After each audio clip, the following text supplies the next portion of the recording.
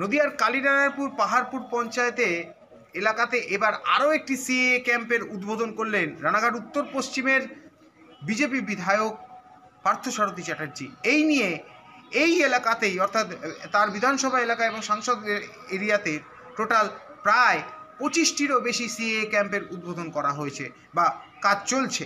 বিধানসভাতে 25তম ক্যাম্প আজকে আমরা উদ্বোধন করলাম এবং এখানে আমার বাড়িতেও ক্যাম্প চলে এবং আমাদের এমপি সাহেবের বাড়িতেও ক্যাম্প চলে।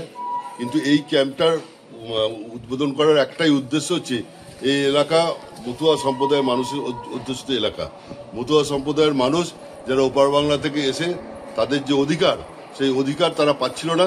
আমাদের নরেন্দ্র মোদী ভারতবর্ষের যশস্বী প্রধানমন্ত্রী সেই অধিকার তাদেরকে দিয়েছে 2014 সাল এবং 2019 সালের পর এটা আইনে পরিণত হয়েছে।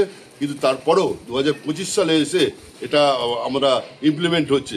তাই খুব স্বাভাবিক কারণেই মতুয়া সম্প্রদায়ের মানুষ তারা অত্যন্ত খুশি। তাদের আবেগ, এই আবেগের মধ্যে দিয়ে তারা সবাই সিএতে যুক্ত হচ্ছে এবং এটা পর্যায়ক্রমে চলবে।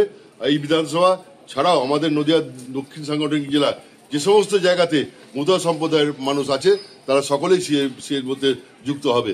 এটাই হচ্ছে আসল উদ্দেশ্য নিয়ে আজ এখানে আমাদের সিএ ক্যাম্পটা করা।